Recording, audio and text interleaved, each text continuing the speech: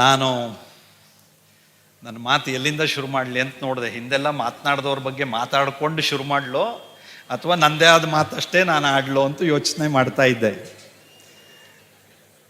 ಏಕೆಂದರೆ ನಮಗೂ ಭಾಳ ಮಾತಾಡ್ಲಿಕ್ಕೆ ಬರ್ತದೆ ನಮಗೂ, ಆದರೆ ಈ ವೇದಿಕೆಯಲ್ಲಿ ಏನು ಮಾತಾಡಬೇಕು ಅಂತ ನನಗೆ ಗೊತ್ತದೆ. ಹಾಗಾಗಿ ಇನ್ನೇನೂ ಮಾತಾಡೋದಿಲ್ಲ. ಈ ವೇದಿಕೆಗೆ ಏನು ಮಾತಾಡಬೇಕು, ಪೂಜ್ಯ ಸ್ವಾಮೀಜಿಯವರಿಗೆ ಏನು ಮಾತಾಡಬೇಕು ಅದನ್ನು ಮಾತಾಡ್ತೇನೆ. ತಾವು ಉಳಿದಿದ್ದು ಯಾವ ವಿಷಯ ಇಲ್ಲಿ ಪ್ರಸ್ತಾಪ ಏನಾಗಿದೆಯಲ್ಲ ಅದಕ್ಕೆ ಉತ್ತರ ನನಗೆ ಕೊಡ್ಲಿಕ್ಕೆ ಬರಲಿಲ್ಲ ಅಂತ ಅನ್ಕೋಬೇಡಿ ಯಾರು. ನಾನು ಇಷ್ಟೇ ಹೇಳೋದಕ್ಕೆ ಬಯಸೋದು, ನಾನು ಪರಿಸರ ಹೋರಾಟದಲ್ಲಿ 90ನೇ ಇಸ್ವಿಯಿಂದ ಪೂಜ್ಯ ಸ್ವಾಮೀಜಿಯವರು ಪಾದಯಾತ್ರೆಯನ್ನು ಯಾವಾಗ ಮಾಡಿದರೋ ಆ ಕ್ಷಣದಿಂದ ಬೇಡ್ತಿ ಅಘನಾಶಿನಿ ಕೊಳ್ಳ ಸಂರಕ್ಷಣಾ ಸಮಿತಿಯ ಒಬ್ಬ ಪದಾಧಿಕಾರಿಯಾಗಿ ಇದ್ದೇನೆ, ಇವತ್ತಿಗೂ ಇದ್ದೇನೆ.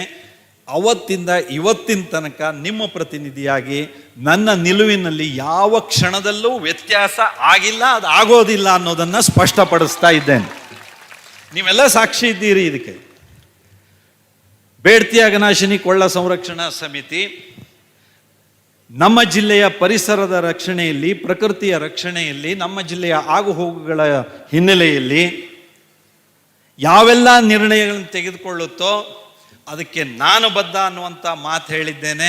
ಅಷ್ಟೇ ಅಲ್ಲ, ಇವತ್ತು ನಮ್ಮೆಲ್ಲ ಪ್ರತಿನಿಧಿಗಳ ಮೇಲೆ ವಿಶ್ವಾಸ ಇಟ್ಟು ಹೇಳ್ತೇನೆ, ನಾವೆಲ್ಲರೂ ಬದ್ಧರಾಗಿದ್ದೇವೆ ನಿಮ್ಮ ಜೊತೆಯಲ್ಲಿ ಅನ್ನೋದನ್ನು ನಾನು ವಿಶ್ವಾಸದಲ್ಲಿ ಹೇಳೋದಕ್ಕೆ ಬಯಸ್ತಾ ಇದ್ದೇನೆ.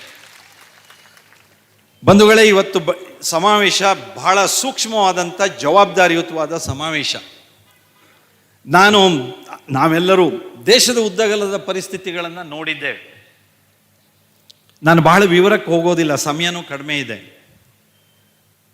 ನೀರು ಬೆಂಕಿ ಆರಿಸೋದಕ್ಕೆ ಬಳಸೋದು ನಮ್ಗೆ ಗೊತ್ತಿದೆ. ನೀರು ಬೆಂಕಿಯನ್ನು ಆರಿಸೋದಕ್ಕೆ ಬಳಸೋದು, ಆದರೆ ನೀರು ಅದು ಹೇಗೆ ಬೆಂಕಿಯನ್ನು ಹಚ್ಚುತ್ತೆ ಅನ್ನೋದನ್ನು ನಾವೆಲ್ಲರೂ ನೋಡಿದ್ದೇವೆ. ಅಷ್ಟು ಸೂಕ್ಷ್ಮವಾದಂಥ ವಿಷಯ ಅದು, ಅಷ್ಟು ಜವಾಬ್ದಾರಿಯುತವಾದಂಥ ವಿಷಯ ಅದು. ಹಾಗಾಗಿ ಇಂಥ ಒಂದು ಮಹತ್ವದ ಸೂಕ್ಷ್ಮವಾದಂಥ ವಿಷಯದಲ್ಲಿ ಇನ್ನೊಬ್ಬರ ಭಾವನೆಗಳನ್ನು ಸಹ ನಾವು ಅಷ್ಟೇ ಗೌರವಯುತವಾಗಿ ಅದನ್ನು ಸ್ವೀಕರಿಸ್ತಾ ನಾವೆಲ್ಲರೂ ಒಟ್ಟಾಗಿ ಒಂದಾಗಿ ಪರಿಹಾರವನ್ನು ಕಂಡುಕೊಳ್ಬೇಕಾದಂಥದ್ದು ನಮ್ಮೆಲ್ಲರ ಒಟ್ಟಾದಂಥ ಜವಾಬ್ದಾರಿ ಅದು. ಹಿಂದಿನಿಂದ ನಮ್ಮ ಹಿರಿಯರ ಕಾರಣದಿಂದಾಗಿ ನಮ್ಮೆಲ್ಲರಿಗೆ ಬಳುವಳಿಯಾಗಿ ನಮಗೆ ಈ ಪಶ್ಚಿಮ ಘಟ್ಟದ ನಿತ್ಯ ಹರಿದುರಣ ಕಾಡು ನಮಗೆ ಸಿಕ್ಕಿದೆ. ಉಸಿರಾಡೋದಕ್ಕೆ ಶುದ್ಧ ಗಾಳಿ, ಕುಡಿಯೋದಕ್ಕೆ ಶುದ್ಧ ನೀರು, ಕೃಷಿಗೆ ಶುದ್ಧ ಭೂಮಿ, ನಮಗೇನು ಇವೆಲ್ಲವೂ ಸಿಕ್ಕಿದೆ ನಮಗೆ ನಮ್ಮ ಹಿಂದಿನವರ ತ್ಯಾಗದಿಂದ, ಹಿಂದಿನವರ ಕೊಟ್ಟಂಥ ಬಳುವಳಿಯ ಕಾರಣದಿಂದ. ಈಗ ನಮ್ಮ ಜವಾಬ್ದಾರಿ ಮುಂದಿನ ಪೀಳಿಗೆಗಳಿಗೆ ಇದನ್ನು ಹಸ್ತಾಂತರಿಸಬೇಕಾಗಿದೆ, ಈ ಎಲ್ಲ ಸಂಗತಿಗಳನ್ನು. ಹಾಗಾಗಿ ನಾವು ಇವತ್ತು ಇಲ್ಲಿ ಸೇರಿರುವಂಥವರು ಬಹಳ ದೊಡ್ಡ ಜವಾಬ್ದಾರಿಯನ್ನು ನಿರ್ವಹಿಸೋದಕ್ಕೋಸ್ಕರವಾಗಿ ಸೇರಿದ್ದೀವಿ. ಕೇವಲ ನಮ್ಮ ರಕ್ಷಣೆಗೆ ಮಾತ್ರ ಅಲ್ಲ, ನಮ್ಮ ಮುಂದಿನ ಪೀಳಿಗೆಗಳ ರಕ್ಷಣೆಗೆ ನಾವು ಇಲ್ಲಿ ಸೇರಿದ್ದೇವೆ ಅನ್ನುವಂಥ ಹೊಣೆಗಾರಿಕೆ, ಜವಾಬ್ದಾರಿ ನಮ್ಮೆಲ್ಲರಿಗೂ ಇದ್ದೇ ಇದೆ. ಬಂಧುಗಳೇ, ಈ ಯೋಜನೆಗಳು ಇವತ್ತು ನಿನ್ನೆ ಶುರುವಾಗಿದ್ದಲ್ಲ, ಇವತ್ತು ನಿನ್ನೆ ಶುರುವಾಗಿರೋದಲ್ಲ. 30 ವರ್ಷದ ಹಿಂದೆ ಬೇಡ್ತಿ ಯೋಜನೆ, ಅಘನಾಶಿನಿ ಯೋಜನೆ ವಿಷಯದಲ್ಲಿ ಪೂಜ್ಯ ಸ್ವಾಮೀಜಿಯವರು ಪಾದಯಾತ್ರೆ ಮಾಡಿದರು. 80ರಲ್ಲೇ ಅಪಿಕೋ ಚಳುವಳಿ ಆಯಿತು. ನಮ್ಮ ಜಿಲ್ಲೆಯ ಇತಿಹಾಸವನ್ನು ನಾವು ನೋಡಿದರೆ ಶಿವರಾಮ್ ಕಾರಂತರು ಪರಿಸರಕ್ಕೋಸ್ಕರವಾಗಿ ಲೋಕಸಭೆಗೆ ಸ್ಪರ್ಧಿಸಿದ್ರು. ನಮಗೆ ಗೊತ್ತಿದೆ, ಹೊನ್ನಾವರದ ನಮ್ಮ ಕುಸುಮಾ ಸೊರಬ್ ಅವರು ಇಡೀ ಜಿಲ್ಲೆಯಲ್ಲಿ ಆ ಕಷ್ಟದ ಸಂದರ್ಭದಲ್ಲಿ ನಮ್ಮಲ್ಲಿ ಪರಿಸರ ಜಾಗೃತಿಯನ್ನು ಉಂಟು ಮಾಡಲಿಕ್ಕೆ ಏನೆಲ್ಲ ಪ್ರಯತ್ನ ಮಾಡಿದರು ಅಂತ. ಇವತ್ತು ನಿನ್ನೆ ಶುರುವಾಗಿದ್ದಲ್ಲ ಇದು. ಯಾವುದು ನದಿ ಇದೆ ನಮ್ಮ ಹತ್ರ, ಆ ಪವಿತ್ರ ನದಿ ಇದೆ, ಸಮೃದ್ಧ ನದಿ ಇದೆ. ಹಾಗಾಗಿ ಈ ರೀತಿಯ ತೂಗುಗತ್ತಿ ಇದು ಅವತ್ತಿಂದಲೂ ಇದೆ, ಇವತ್ತು ಮತ್ತೆ ಆ ತೂಗುಗತ್ತಿ ಬೀಸ್ತಾ ಇದೆ. ಇದಕ್ಕೆ ಯಾರ್ಯಾರು ಏನು ಕಾರಣ ಅನ್ನೋದು ನಾನು ಇಲ್ಲಿ ವಿಶ್ಲೇಷಣೆ ಮಾಡೋದಿಲ್ಲ. ಯಾರಾದರೂ ಏನಾದರೂ ಎಲ್ಲೆಲ್ಲಾದರೂ ಕಾರಣರಿದ್ದರೆ ನಮಗೆ ಗೊತ್ತಿದೆ ಅದು ಯಾರ್ಯಾರು ಎಲ್ಲೆಲ್ಲಿ ಕಾರಣ ಅಂತ. ಯಾರು ತಿಳ್ಕೊಳ್ಳಿಕ್ಕಾಗದೇ ಇರುವಂಥ ಸ್ಥಿತಿಯಲ್ಲಿ ಇಲ್ಲ. ನಮಗೆ ಶರಾವತಿ ನದಿ ತಿರುವು ಯೋಜನೆ ಮಂಕಾಳು ವೈದ್ಯರ ಕ್ಷೇತ್ರದಲ್ಲೇ ಬರೋದು, ಅದು ರಾಜ್ಯ ಸರ್ಕಾರದ್ದೇ ಯೋಜನೆ ಅದು. ಅದರಿಂದ ಆಗ್ತಾ ಇರೋ ತೊಂದರೆಯೂ ನಮ್ಗೆ ಗೊತ್ತಿದೆ, ಅದು ಅವರಿಗೂ ಗೊತ್ತಿದೆ. ನಾವೆಲ್ಲ ಸೇರಿ ಬೇಡ್ತಿ ಅಘನಾಶಿನಿ ಹೇಳಿದಾಗೆ ಶರಾವತಿ ನದಿ ಯೋಜನೆಯೂ ಸಹ, ಪಂಪ್ ಸ್ಟೋರೇಜ್ ಯೋಜನೆಯೂ ಸಹ ನಮ್ಮ ಜಿಲ್ಲೆಗೆ, ಪ್ರಕೃತಿಗೆ, ಪರಿಸರಕ್ಕೆ ಅಪಾಯಕಾರಿ ಅನ್ನುವಂಥದ್ದು ಇದ್ದೇ ಇದೆ. ಅದು ನಮಗೆಲ್ಲರಿಗೂ ಗೊತ್ತೇ ಇದೆ. ಈ ಸಮಾವೇಶದಲ್ಲಿ ಅದು ಒಂದು ವಿಷಯವೇ ಇದೆ. ಯೋಜನೆ ಆಗಿದೆ. ಬಂಧುಗಳೇ, ನಾವು ನಮ್ಮ ಜಿಲ್ಲೆ ಈ ಸಮೃದ್ಧತೆ ಇರೋದರಿಂದಾಗಿ ಅನೇಕ ಸಮಸ್ಯೆಗಳು ನಮಗೆ ಉದ್ಭವ ಆಗಿದ್ದಿದೆ. ಕಾಲಕ್ಕೆ ನಾವೆಲ್ಲರೂ ಸಂಘಟಿತರಾಗಿದ್ದ ಕಾರಣದಿಂದಾಗಿ ನಮಗೆ ಪರಿಹಾರವೂ ಸಿಕ್ಕಿದೆ.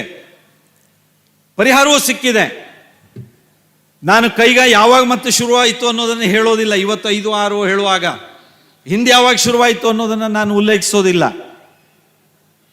ನಮ್ಮ ಸಮಸ್ಯೆಗೆ ಪರಿಹಾರಕ್ಕೆ ನಾವು ಒಟ್ಟಾಗಿ ಒಂದಾಗಿ ಮಾಡ್ತಾ ಇದ್ದೇವೆ. ನಮ್ಮೆಲ್ಲರ ಪ್ರಯತ್ನವನ್ನ ನಾವು ಮುಂದುವರಿಸೋಣ ಅನ್ನುವಂಥ ಮಾತನ್ನ ಮತ್ತೆ ನಾನು ನಿಮ್ಮಲ್ಲಿ ಹೇಳ್ತಾ, ನಾವು ಈಗಾಗಲೇ ನಮ್ಮ ಜಿಲ್ಲೆಯ ಜನ ತ್ಯಾಗ ಮಾಡಿದ್ದೇವೆ. ನಾವು 8-10 ಡ್ಯಾಮ್ಗಳ ಮೂಲಕ ಕರೆಂಟ್ ಕೊಟ್ಟಿದ್ದೇವೆ. ಕೈಗಾ ಮೂಲಕ, ಸೀಬರ್ಡ್ ಮೂಲಕ, ಅದು ಇದು ಯೋಜನೆಗಳ ಮೂಲಕ ಇಡೀ ರಾಜ್ಯಕ್ಕೆ ಬೆಳಕನ್ನ, ಸಮೃದ್ಧವಾದಂತಹ ಆದಾಯವನ್ನು ನಾವು ಕೊಟ್ಟಿದ್ದೇವೆ. ಅದರ ದುಷ್ಪರಿಣಾಮ ಅನುಭವಿಸಿದ್ದೇವೆ. ನಿರಾಶ್ರಿತರಿಗೆ ಸಮಸ್ಯೆ ಇದೆ, ಪರಿಹಾರ ಇಲ್ಲ. ತಕ್ಕಂತೆ ನಮ್ಮ ಅಭಿವೃದ್ಧಿ ಕೆಲಸಗಳಿಗೆ, ರಸ್ತೆಗೋ, ಸೇತುವೆಗಳಿಗೋ, ನೀರಿಗೋ, ಅರಣ್ಯ ಅತಿಕ್ರಮಣದಾರರ ಸಮಸ್ಯೆಗೋ, ಹಸಿರೆಲೆ ರೋಗಕ್ಕೋ, ಏನೇನು ಸಮಸ್ಯೆ ಇದೆಯೋ ಆ ಸಮಸ್ಯೆಗಳಿಗೋ ಪರಿಹಾರ ವಿಶೇಷವಾಗಿ ಬಂದಿದೆಯಾ? ಇದು ಪ್ರಶ್ನಾರ್ಥಕ ಚಿಹ್ನೆ. ನಾವು ಅನುಭವಿಸಿದ್ದೀವಿ ಕಷ್ಟ. ಇಷ್ಟೇ ಅಲ್ಲ, ಕಳಚೆಯಲ್ಲಿ ಧರೆ ಕುಸಿತ ಆಯಿತು, ಶಿರೂರು ಗುಡ್ಡ ಕುಸಿತ ಆಯಿತು, ಭಟ್ಕಳದಲ್ಲಿ ಘೋರಾಕಾರ ಮೇಘಸ್ಫೋಟ ಆಯಿತು, ಮತ್ತಿಘಟ್ಟದಲ್ಲಿ ಧರೆ ಕುಸಿತ ನೋಡಿದ್ದೇವೆ. ಇಡೀ ಜಿಲ್ಲೆಯ ಉದ್ದಗಲದಲ್ಲಿ ಪ್ರಕೃತಿಯ ವಿಕೋಪ ಏನೆಲ್ಲ ಆಗಿದೆ, ಅದರ ಕಷ್ಟ ನಾವೆಲ್ಲ ನೋಡಿದ್ದೇವೆ. ನಾವು ಇವತ್ತು ಈ ಮಾತುಗಳನ್ನು ಹೇಳುವಾಗ ಈ ನೋವನ್ನು ಅನುಭವಿಸಿ ಹೇಳ್ತಾ ಇದ್ದೇವೆ, ಈ ಕಷ್ಟವನ್ನು ಅನುಭವಿಸಿ ಹೇಳ್ತಾ ಇದ್ದೇವೆ. ನಮಗೆ ಇನ್ನು ಯಾವುದು ಯೋಜನೆ ಬೇಡ ಅಂತ ಹೇಳೋದು ನಮ್ಮ ಕೇವಲ ಮೇಲ್ನೋಟದ ಮಾತುಗಳಲ್ಲ. ಯೋಜನೆಗಳ ಮೂಲಕ ಆಗಿರುವಂತಹ ಅನಾಹುತಗಳನ್ನ, ತೊಂದರೆ ತೊಡಕುಗಳನ್ನು ಅನುಭವಿಸಿ ಮಾತನ್ನು ಹೇಳ್ತಾ ಇದ್ದೇವೆ. ನಮಗೆ ನಮ್ಮ ಜಿಲ್ಲೆಯ ಧಾರಣಾ ಸಾಮರ್ಥ್ಯದ ಅಧ್ಯಯನ ಆದ ಹೊರತು ನೀವು ಇನ್ನೇನೂ ಯೋಜನೆಗಳನ್ನು ನಮ್ಮ ಜಿಲ್ಲೆಗೆ ತರಬೇಡಿ ಅಂತ ರಾಜ್ಯ ಕೇಂದ್ರ ಸರ್ಕಾರಗಳಿಗೆ ಒಗ್ಗಟ್ಟಿಂದ ನಾವು ಹೇಳ್ತಾ ಇದ್ದೇವೆ. ಒಗ್ಗಟ್ಟಿಂದ ನಾವು ಬಲವಾಗಿ ಹೇಳಬೇಕಾಗಿದೆ. ನೀವು ನನ್ನನ್ನು ಪಾರ್ಲಿಮೆಂಟಿಗೆ ಆರಿಸಿದ್ರಿ. ಪಾರ್ಲಿಮೆಂಟಿಗೆ ಹೋಗಿ ಮೊದಲ ಮಾತನ್ನು ನಾನು ಆಡಿದ್ದು ಜಿಲ್ಲೆಯ ಧಾರಣಾ ಸಾಮರ್ಥ್ಯದ ಅಧ್ಯಯನ ಆಗಲಿ ಅಂತ. ಯಾರಾದರೂ ಮಾತಾಡಿಲ್ಲ ಅಂತ ಅನ್ಕೊಂಡ್ರೆ ನಾನು ಅದನ್ನು ಸ್ಪಷ್ಟಪಡಿಸೋದಕ್ಕೆ ಬಯಸ್ತಾ ಇದ್ದೇನೆ. ನಾವು ಪ್ರಯತ್ನ ಮಾಡ್ತಾನೆ ಇದ್ದೀವಿ, ಒಟ್ಟಾಗಿ ಒಂದಾಗಿ ಮಾಡ್ತಾ ಇದ್ದೇವೆ.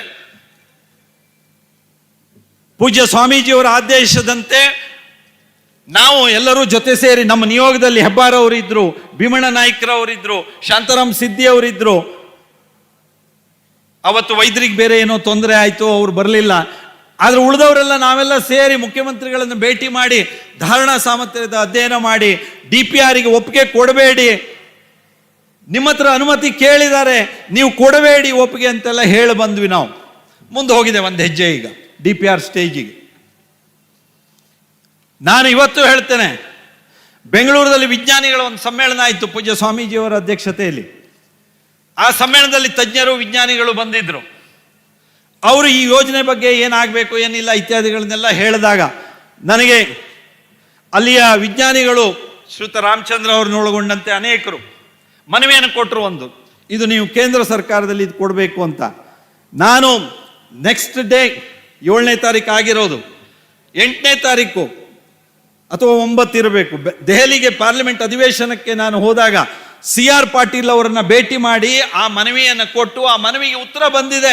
ಪಶ್ಚಿಮ ಘಟ್ಟದಲ್ಲಿ ಯಾವ ಯೋಜನೆ ತಗೋಬೇಕು ತಗೋಬಾರ್ದು ಅನ್ನೋದ್ರ ಅಧ್ಯಯನ ಆಗಬೇಕು ಅನ್ನುವಂಥ, ಧಾರಣಾ ಸಾಮರ್ಥ್ಯದ ಅಧ್ಯಯನ ಆಗಬೇಕು ಅನ್ನುವಂಥ ವಿಷಯಕ್ಕೆ ನಾವು ಕೆಲಸ ಮಾಡ್ತಿದ್ದೇವೆ. ನಾವು ನಿಮ್ಮ ಜೊತೆಗಿದ್ದೇವೆ, ಜಿಲ್ಲೆಯ ಜನರ ಜೊತೆಗೆ ಇರಲೇಬೇಕಾಗಿದೆ, ಇದ್ದೇವೆ. ಬೇಡ್ತಿ ಅಘನಾಶಿನಿ ಕೊಳ್ಳ ಸಂರಕ್ಷಣಾ ಸಮಿತಿ ಇದೆ, ಅದರ ಜೊತೆಗಿದ್ದೇವೆ ನಾವು. ನಾನು ಈ ಸಂದರ್ಭದಲ್ಲಿ ಇನ್ನು ಹೆಚ್ಚು ಇನ್ನೇನು ಹೇಳೋದಕ್ಕೆ ಬಯಸದೆ, ಬಂಧುಗಳೇ, ನಾವು ಇವತ್ತು ಪಕ್ಷಾತೀತವಾಗಿ ಯಾವ ಭೇದ ಭಾವ ತಾರತಮ್ಯ ಇಲ್ಲದೆ ಎಲ್ಲ ಪೂಜ್ಯ ಸ್ವಾಮೀಜಿಯವರ ಸಮ್ಮುಖದಲ್ಲಿ ನಾವು ಸೇರಿದ್ದೇವೆ. ಬೇಡ್ತಿ ಅಘನಾಶಿನಿ ಕೊಳ್ಳ ಸಂರಕ್ಷಣಾ ಸಮಿತಿ ನಿರಂತರವಾಗಿ ಈ ದಿಕ್ಕಿನಲ್ಲಿ ಪ್ರಯತ್ನ ಮಾಡ್ತಾ ಇದೆ. ವೇದಿಕೆ ಮೇಲಿರುವಂಥ ನಾವೆಲ್ಲ, ಸಭೆಯಲ್ಲಿರುವಂಥ ನಾವೆಲ್ಲ ಒಂದೇ ಒಂದು ನಿರ್ಣಯವನ್ನು ಇವತ್ತು ಮಾಡೋಣ. ಮುಂದೆ ಯಾವುದೇ ಸಂದರ್ಭದಲ್ಲಿಯೂ ಸಹ ಬೇಡ್ತಿ ಅಘನಾಶಿನಿ ಕೊಳ್ಳ ಸಂರಕ್ಷಣಾ ಸಮಿತಿಯ ಪೂಜ್ಯ ಸ್ವಾಮೀಜಿಗಳು ಯಾವೆಲ್ಲ ಆದೇಶವನ್ನು ಕೊಡ್ತಾರೋ ನಾವೆಲ್ಲರೂ ಅದನ್ನು ಶಿರಸಾವಹಿಸಿ ಪಾಲಿಸ್ತೇವೆ ಅನ್ನುವಂಥ ಬಲವಾದ ಒಂದು ನಂಬಿಕೆಯಿಂದ ಕೆಲಸ ಮಾಡೋಣ. ನಾವು ಆ ರೀತಿಯಲ್ಲಿ ಬಲವಾಗಿ ನಂಬಿಕೆಯಿಂದ ಕೆಲಸ ಮಾಡೋಣ ಅಂತ ನಾನು ಕೇಳಿಕೊಳ್ತೀನಿ.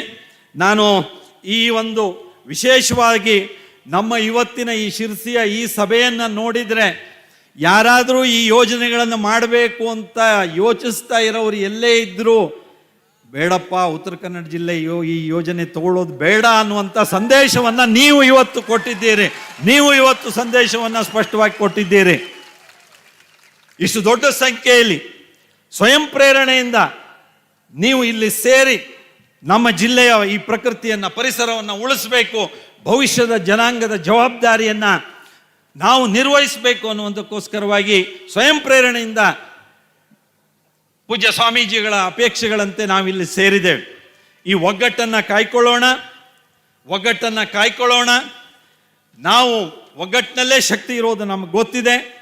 ನಿಮ್ಮಲ್ಲಿ ಒಂದು ಮಾತನ್ನು ಹೇಳ್ತೇವೆ, ಪತ್ರಿಕೆಯಲ್ಲಿ ಬರುವಂಥ, ಸೋಷಿಯಲ್ ಮೀಡಿಯಾದಲ್ಲಿ ಬರುವಂಥ ಉಳಿದಿದ್ದು ಯಾವುದೇ ಸುದ್ದಿ ನಿಮಗೆ ಬಂದೇ ಬರುತ್ತೆ. ಅದು ಎಲ್ಲದಕ್ಕೆ ನಾವು ಮಾತಾಡ್ಕೊಳ್ತೀವಿ.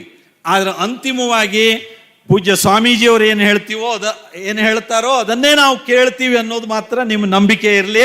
ಅದರಂತೆ ಇರ್ತೇವೆ. ನಮ್ಮ ಪರಿಸ್ಥಿತಿಗೆ ತಕ್ಕಂತೆ ನಾವು ಆಯಾ ಸಂದರ್ಭದಲ್ಲಿ ಹೇಳ್ತೇವೆ.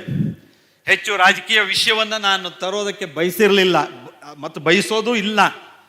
ನಾವು ಈ ರೀತಿ ವೇದಿಕೆಗಳಲ್ಲಿ ಒಟ್ಟಾಗಿ ಒಂದಾಗಿ ನಮ್ಮ ಮುಂದಿರುವಂಥ ಸವಾಲನ್ನು ಹೇಗೆ ಎದುರಿಸಬೇಕು ಅನ್ನೋದಕ್ಕೆ ಅಷ್ಟಕ್ಕೆ ನಾವು ಕೇಂದ್ರೀಕರಿಸಿ ಮುನ್ನಡಿಬೇಕಾಗಿದೆ. ಇವತ್ತು ಇನ್ನೊಂದು ಮಾತನ್ನು ಹೇಳ್ತೀನಿ. ಪೂಜ್ಯ ಸ್ವಾಮೀಜಿಗಳು ಒಂದು ಮಾತು ಹೇಳಿದ್ದಾರೆ, ಕೇಂದ್ರ ಸರ್ಕಾರದಲ್ಲೂ ಸಹ ನಿಯೋಗದ ಮೂಲಕ ಮುಖ್ಯಮಂತ್ರಿಗಳನ್ನು ಭೇಟಿ ಮಾಡಿದ ಹಾಗೆ ಕೇಂದ್ರ ಸರ್ಕಾರದಲ್ಲೂ ಸಹ ನಿಯೋಗದ ಮೂಲಕ ಅಲ್ಲಿಯ ಸಚಿವರುಗಳನ್ನೆಲ್ಲ ಭೇಟಿ ಮಾಡಬೇಕು ಅಂತ ಹೇಳಿದ್ದಾರೆ. ನಾನು ಈಗಾಗಲೇ ಹೇಳಿದ್ದೇನೆ, ಫೆಬ್ರವರಿ 1st ವೀಕ್ನಲ್ಲಿ ಯಾವ ಸಂದರ್ಭದಲ್ಲಿ ಬಂದರೂ ಯಾರನ್ನು ದೆಹಲಿಯಲ್ಲಿ ಭೇಟಿ ಮಾಡಿಸ್ಬೇಕು ಅಂತ ಹೇಳಿದರು ನಿಮ್ಮ ಪ್ರತಿನಿಧಿ, ನಾನು ಅವರನ್ನು ಭೇಟಿ ಮಾಡಿಸ್ತೇನೆ ಮತ್ತು ಅವರು ಮನವರಿಕೆ ಮಾಡಿ ಈ ಯೋಜನೆ ಬೇಡ ಅನ್ನೋದನ್ನು ಮನವರಿಕೆ ಮಾಡೋದಕ್ಕೆ ನನ್ನ ಶಕ್ತಿ ಮೀರಿರೋ ಪ್ರಯತ್ನವನ್ನು ನಾನು ಮಾಡ್ತೀನಿ ಅನ್ನುವಂಥ ಮಾತನ್ನು ಹೇಳ್ತಾ ನಿಮ್ಮೆಲ್ಲರಿಗೆ ವಂದಿಸಿ ನನ್ನ ಮಾತು ಮುಗಿಸ್ತೇನೆ. ನಮಸ್ಕಾರ.